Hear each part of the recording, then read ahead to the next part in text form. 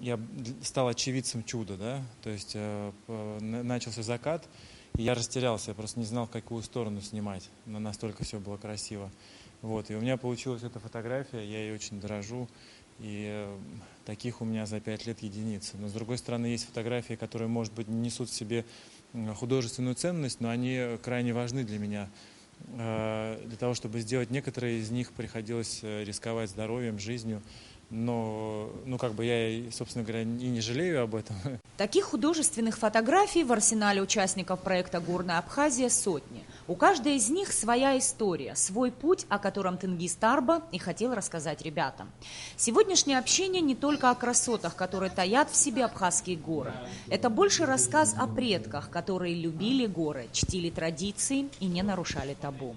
Не просто расскажем об этой экипировке, а напомним им, что и сотни лет назад у абхазов было это все. То есть у нас были и кошки, и снегоступы, лыжи, лавинные лопаты. Это все мы имели. И абхазы считались одними из лучших в горах. Да? Вот на Кавказе абхазы были признанными такими специалистами по горным походам, что зимним, то что летним. Рассказчика слушали, затаив дыхание, хотя у детей накопилось немало вопросов. Но когда Тенгиз Тарба стал показывать экипировку и множество приспособлений, сдержать любопытство им не удалось. Ребятам было важно потрогать каждый предмет, примерить его на себя, позируя перед фото и видеокамерами. А что тебе больше понравилось? Сейчас мне надо найти шнур. Лыжи понравились. Почему именно лыжи? Потому что на них удобно кататься. Мне нравится. Фильм о проекте, который в этом году отмечает свой 5-летний юбилей, ребята просмотрели очень внимательно. И дело тут вовсе не в дисциплине. Им было настолько интересно увидеть урочище Агура, долину Грыбза, горный массив Арбаику, озеро Анаан, что тут было не до разговоров.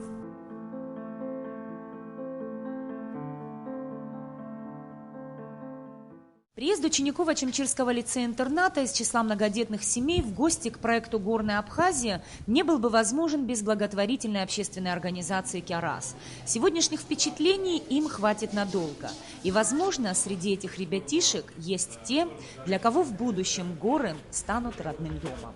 Это очень важно для детей, поскольку многие, не то что многие, никто из них не видел лично Тенгиза Тарба, да, они все, может быть, по телевизору видели, где-то вот могли в интернете посмотреть, услышать, но прийти, увидеть, прикоснуться ко всему тому, что делает Тенгиз Тарба, это не только для них, это для многих очень важно, очень значимо.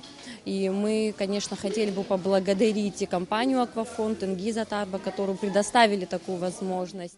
Красоты абхазских гор могли бы так и остаться малоизученными и малодоступными, если бы не компания «Аквафон».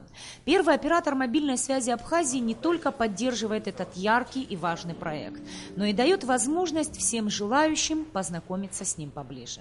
Мы думаем, что детям понравилось.